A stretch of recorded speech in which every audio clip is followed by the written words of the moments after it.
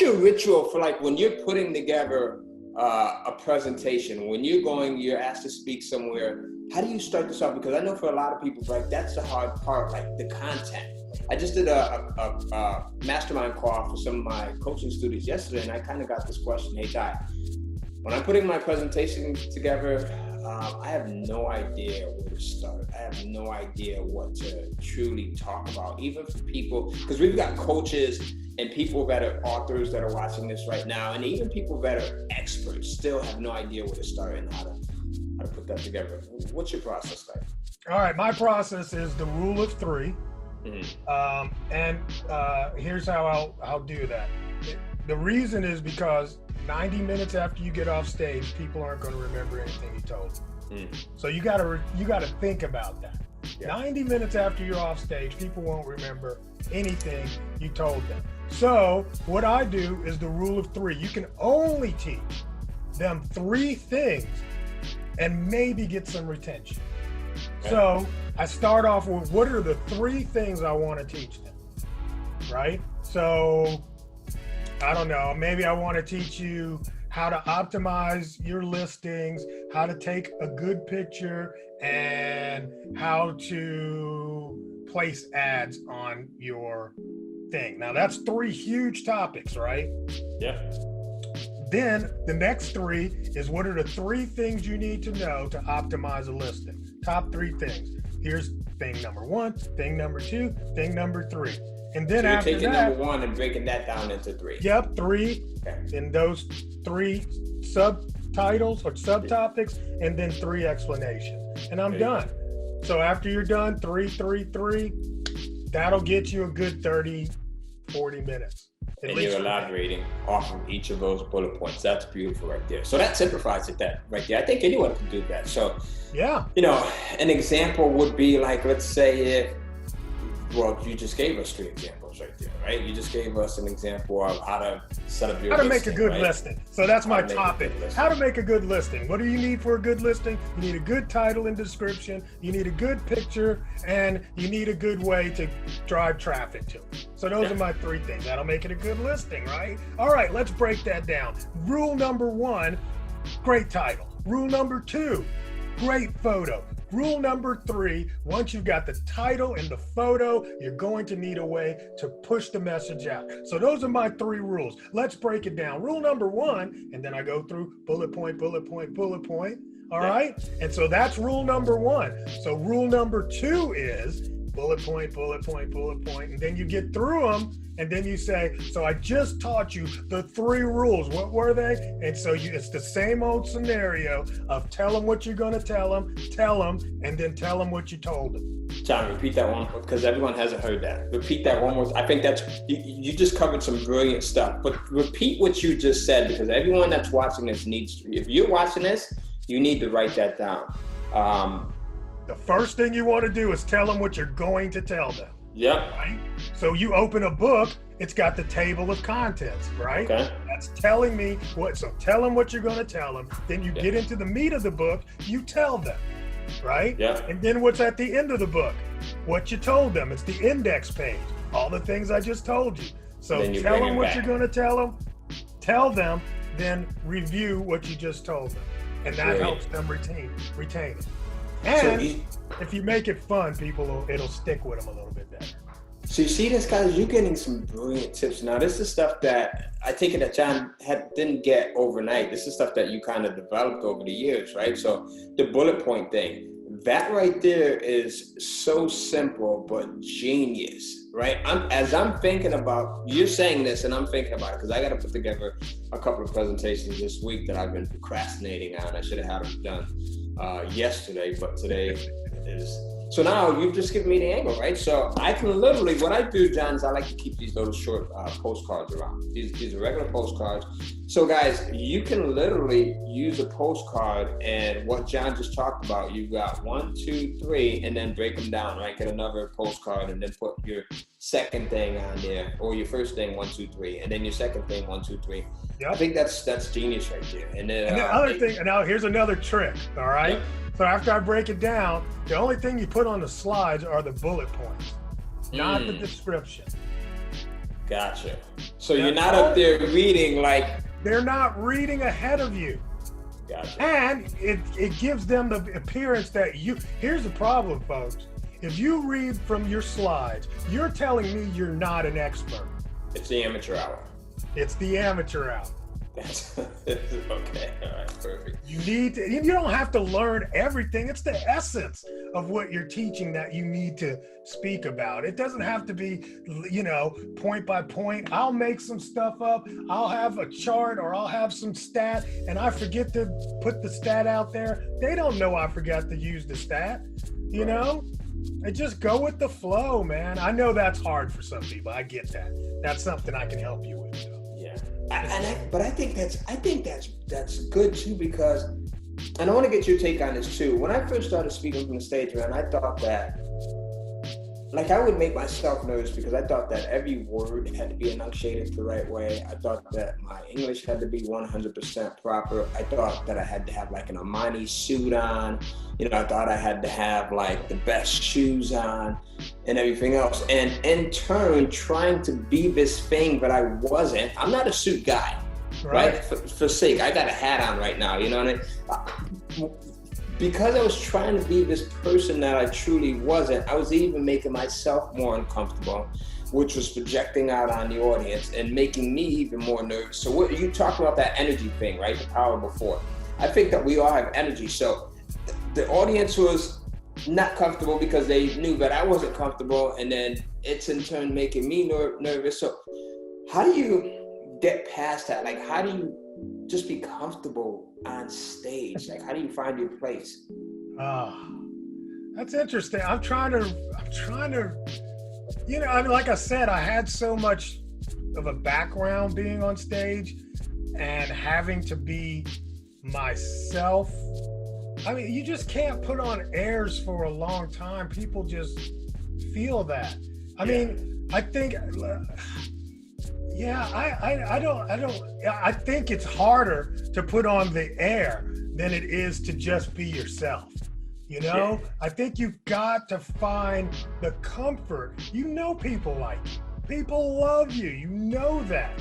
And why do people love you? Because you're Ty, right? So when you get on stage, why be somebody other than the person that everybody likes? They like you because your uniqueness. If you don't bring that uniqueness, if you're on stage trying to be Tony Robbins, it's not going to work. He's being himself. Tony Robbins didn't make up, and I don't know why I'm on Tony today. It happened to be on my brain. But I mean, just you've seen people on stage. Don't ever try to be those people. You got to bring your essence to the whole thing. Yes, I just gave you a structure, but make that into your own structure so that you're comfortable. If you're comfortable with the material, you'll be way more comfortable with yourself on stage. Yeah, and I think that's brilliant. And I had to find my space in that too. So my space was, in a button-down shirt, right? Sometimes I would have jeans on, and just feeling so relaxed. And once you're relaxed, then the content comes out, and it comes out of this beautiful space, and you're able to capture more people, right? Yeah. Because and you also have to, I take it that you have to know the audience too, right? Because when you're speaking at different places, then, I mean, I can't go in a t-shirt and I'm speaking to a group of CEOs, right? So, am I wrong? Have you? Well, have you done? Absolutely, man. I spoke on Wall Street in a t-shirt. Oh, well. However, of course, it'd be a t-shirt like, something a little more high end and put a jacket on it. You know what I'm saying? But that's my style, And you're comfortable. And I'm comfortable, and people get it once I get on stage, and my whole persona matches my style. Yes. So it's not like I'm not intentional. I'm very intentional about what I wear on stage. I'm very intentional about it. So even though it might look a little dressed down, it's not. It's for a reason. I want you to take me as the young, even though I'm an old ass man, but right. He says now. Hey, you could still use the young in there. I throw young in as often as I can, and whenever I'm able to get away with it, I make sure that the person who agrees with me is recorded. So now I'm not as young, but I do take wow, that's a smart urban young man. Yes, yeah, and everyone wants to be tied into urban. Yeah, that's one thing I noticed. Yeah, everyone wants to be tied into urban, even if they're not aware of it. Yeah, I was doing t-shirt and jacket before it was a thing. Yeah, that's awesome, man. It's just a big boy. There you go. But so now I want to ask you the $1 million question, right? That everyone's probably wondering. Hey, John, you've spoken in front of, like 250,000 people. You've done this in different countries. How do you get the bookings? How do you get on these stages? Like, that's the thing that people are wondering right now. What's that process like? And is it just knowing the right people? Is it, what is it? I mean, my career today is a lot of word of mouth. Okay. When I was getting started, or, anytime there's lulls, I just go out there and start scavenging. There's always an event somewhere. There's event directories, right? And there you can search Google. I search Google and I search for call for speakers. Yeah. Put it in quotes. And they'll say, submit your stuff. You submit your stuff and either they say up or down. But there's so many events, or there used to be. Now they're virtual, okay? Right. But there's so many events that are looking for speakers, trainers, and organizations are always looking for something to present to their members. There's so much opportunity. That's the easiest part, is finding gigs to speak at. I used to speak at meetups, those were easy to get. People used to, how they had those meetups every month. They need somebody to be the presenter. You just start reaching out to all those things, right? Now, are you going to get paid from that? Probably not. Right. Probably not. The speaking business, here's a secret. The speaking business, most people that I know in the speaking business do not make their money from speaking fees, right? Yes. Because it's just, you got to be high end to get and command those serious fees. So the first thing you got to do is just put a whole lot into the box, and then when you present it to somebody else and say, hey, I've spoken at this company, that company, in this country, that country, all of a sudden the conversation changes. Then they say, well, what's your honorarium, or what's your fee? What do you charge? And that's how we start that conversation. Gotcha. Awesome. Beautiful. I love that. So one of the things that you mentioned is Googling call for speakers, right? That wasn't something that I'm aware of right there. So you can go in and Google and look for what's out there. I think the other thing is just, and you kind of touched on this, is not being too picky, right? So just going out there, especially if you're new to it. I kind of got my start at meetups as well. People kind of forgot about meetups, right?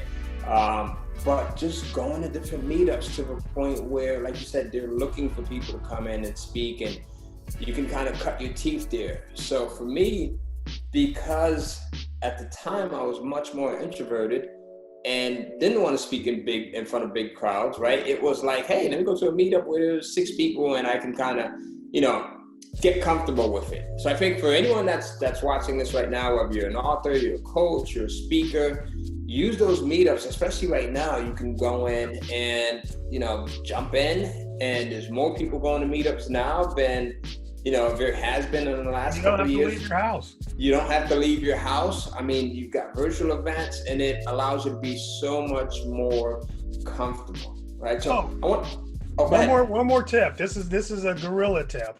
What's right?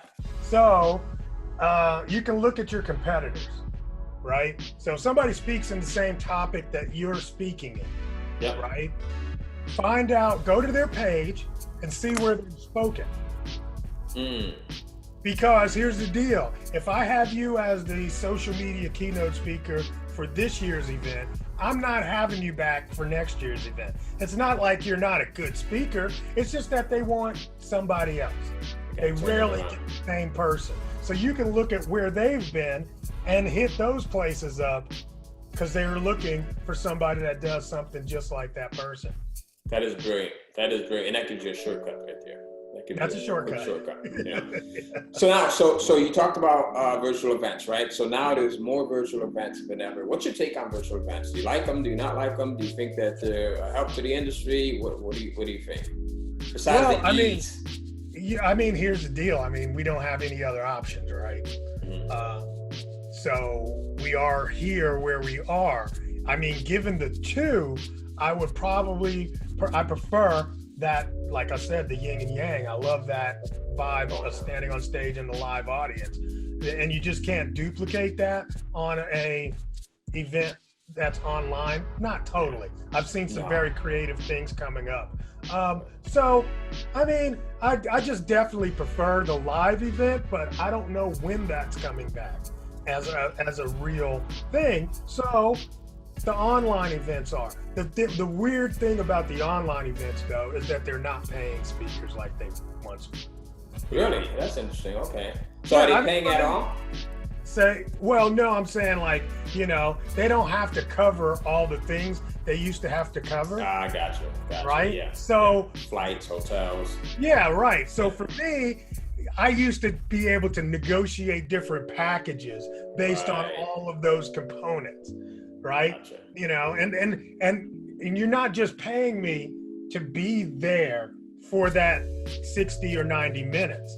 Right. I always, when we're having these negotiations, well, how much? Well, John, that's going to be a 60-minute keynote. I'm like, well, I got to fly there. I'm going to be there the night before. You're probably going to have an event where you want your speakers to meet your public. So you probably want me at that. Then afterwards, you might have some drinks and, networking. So you probably want me there. So I would let them know. It's like, look, that's 3-4 days off my calendar just to be at your 60-minute event. And I would price accordingly. So now when it's actually really 60 minutes from my office, the money ain't the same. It's a little bit different. But man, that is smart. That wasn't even a question I was going to ask you, but so let's rewind this, guys, and pretend like we rewinded this and I just asked John, how do you negotiate this? Because he just gave you everything. Like he literally just gave you everything. Hey guys, this is more than a 60 to 90 minute, presentation that I'm giving you. I'm literally carving out 3 or 4 days. I got travel time. I got time I'm missing away from business, or I'll be away from my wife, the husband, the family, whatever it may be, and all of that goes into your negotiations. Something I would have never thought of. I think that's brilliant right there. So to wrap this up, if someone's watching this and they're looking to get started with speaking, or they're looking to get better, they're already a speaker, they want to just take things to the next level, if they just want to just get better. We were talking about Tony Robbins, right? And Tony Robbins, his whole thing is ratcheting things up, becoming the better you. What are 3 things that you can give someone who wants to become a much better speaker, presenter, orator, talker, that they can go in and apply? All right. Seriously, your website is everything and nothing at the same time. All right. It's everything and nothing at the same time. It's like nobody really reads your website. However, when we're in those negotiations and they're sitting there saying, I've got 3 speakers I'm going to choose from, trust me, they'll go to your website, and the difference between you and the competition is going to make a whole big weight on whether or not they pick you. You need to give them some examples of your speaking versus both short and long. All right. So here's my hot reel with, things flashing and John, right? But also give them a couple of long format ones where you're speaking for a whole 30 minutes on your topic. All right. So make sure those are on there. I love my friend Trevor. He always says, make everything sexy. Right. Okay. And what I mean by that is really just think about the feel of your site and make sure that it matches who you are. If you can get the color match thing with your headshots, get them done professionally, fantastic. If you can't, don't even worry about that. Just take pictures of you on stage. Just think about that. These people with these pictures, like, all that shit, that's not the best picture. The best picture is And it's not a true representation, right? Because you're not on stage. I mean, you might be ready for GQ, but... Right. They want to see what they're buying. That's what they want to see. They want to see what they're buying. So if you're trying to get in this game, understand that your client is not the audience. Gotcha. That's smart. Yes, it's the meeting planner. That is smart, because so everyone thinks of that. Well, so-and-so asked me to speak at this event, and you're thinking about so-and-so, and no one thinks about the audience until you get there. Yeah. Right? And then you're thinking about the audience. So that's brilliant right there. Yeah. So, I mean, you've got two clients, basically. The audience has to love you, but even more important, the people that hire you have to feel like they are happy that they hired you. There you go. Hey, that's brilliant. I love it. Is that some good stuff? I'm trying That is really good stuff. I might have to package this, man, and resell it. We might have to get this transcribed Let's do it. and turn it into an ebook, right? So there you go. Hey, there you John, go. I will be on Kindle. He'll be on Kindle, right? But and with the right photo up there too. I don't know how we're gonna work that out. But listen, guys, John has just dropped some nuggets, and that's why I said that he's the most interesting person that I know out there. He's brilliant when it comes to. Now, we just touched on one topic here. I'm gonna have to get John back, right? Because he's a master at so many other things, e-commerce and just building online businesses. We just talked about speaking from the stage and how you become a better, more professional speaker. I want you to go in and comment on what tip out of many, listen, I wrote so many different notes down for myself here. I want you to go in and comment, what was your number one biggest takeaway from today's interview with John? And then remember, everyone that goes in, comments, likes, shares, subscribes, you get a chance to win some of these awesome Apple AirPods. You get a chance to win like this Apple Watch here. We've got a couple of the MacBook Airs that are here. And then we've got these Amazon gift cards that we always give away as well. So I want you to go in and subscribe to the channel, comment. Listen, there's at least 10 things that I wrote down here that John shared. What was your favorite? All right, out of everything that he talked about, and John's going to be watching these comments as well. I'm going to share his link with him, and then also go in and share this interview with someone that you know needs to hear it or needs to watch it, because there's definitely someone in your circle, right? There's 6 degrees of separation. There's someone that's trying to reinvent themselves right now with the whole COVID thing that's going on. There's someone that wants to kind of ascend up the ladder, and the information that John just shared is better than some of the stuff that I've seen in products that cost $1,000, $2,000, $3,000. All right, so John, with that said, my friend, I greatly appreciate your time. I wish I could have you much longer, but I don't want to take up any more of your time. This is beautiful, man. I appreciate you coming in and agreeing to do this. Man, thank you. My honor. Hey, last question. For people that are watching and they want more John Lawson, as I said, every day I look at John's posts, right? Every day I go in. Now, you got to be the thick-skinned here, all right, to go and follow some John stuff. That's true. For people that want more John Lawson or want to just know more about what it is that you got going on or want to learn from you, where can they reach you? JohnLawson.com. Easy. Right. Just look up my name.com. You know, if you want to follow me on social, I'm at Colder Ice. COLDERICE on all the platforms. There you go, JohnLawson.com, at Colder Ice. John, it's been a pleasure. Thank you, my man. All right, buddy. Take care. Hey, Ty Cohen here, and I got a free gift for you. It's a new copy of my latest book, Kindle Publishing Secrets Volume 1, and I want to give it to you for free. So let me explain what's in this book. So for the last 12 years, I've done nothing but publish content on Amazon's Kindle Direct Publishing platform, and it's allowed me to literally create an amazing life, right? Creating content that becomes a new income stream with each new piece of content that you publish. With each new piece of content you publish, it turning into a passive recurring revenue stream. And, you know, it's stuff that you don't have to write yourself. Now, the beautiful part about this is if you are a writer, then you can go in and create your own content using the traditional means that you're used to. But if you're not a writer, then you go in and outsource it. So I put everything that I've discovered over the last 12 years of creating Kindle books and publishing Kindle books and creating a virtual Kindle publishing empire into this one book. And I want to give it to you for free. So here's how you're going to get your copy. Just by going to www.kindlecashflow.com/3 steps. That's right, kindlecashflow.com/3 steps, and you'll get your free book, right? So now here's the catch. I'm only giving this out to a certain number of people.